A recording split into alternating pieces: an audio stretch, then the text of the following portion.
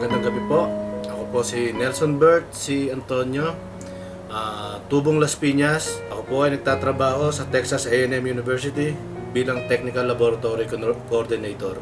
Ako po ay 8 taon na dito sa Qatar, liban sa ibang bansang napuntahan ko. OFW sa isang salita para sa akin ho ay mga idol. Mga idol ho kasi nga mahirap ho sa isang OFW ang iwan ho ang kanilang pamilya, lalo po may mga anak.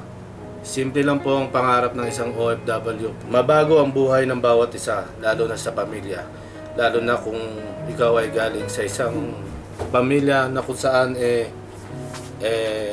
both side mo ay wala kang pagkukunan ng tulong o panghihinga ng tulong. Ang pagmamalaki ko bilang ngayong OFW ako at nagtatrabaho sa magandang kumpanya, ang mapag-aral ko ang aking mga anak sa international na eskwelahan na hindi ko po naranasan.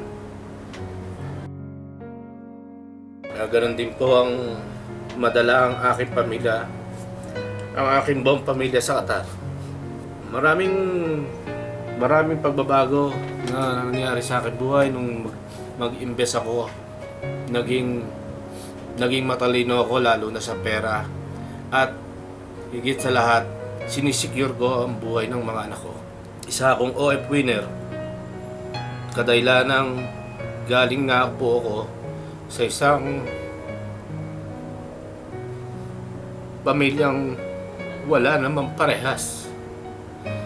Nagsumikap ako para magkaroon ng kung ano meron ako ngayon. Ganoon din po ay may sasama na rin natin ang istorya ng pagkabigo sa pag-ibig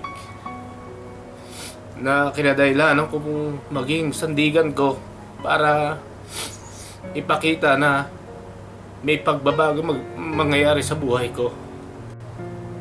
Sa mga kababayan nating OFW, huwag tayong tumigil sa pangarap natin. Ang sabi nga, be the captain of the ship. Ikaw ang masusunod sa gusto mong mangyari sa buhay mo. Hindi natin pwedeng hayaang iba ang magdikta ng buhay mo. Film investor ako o winner ako.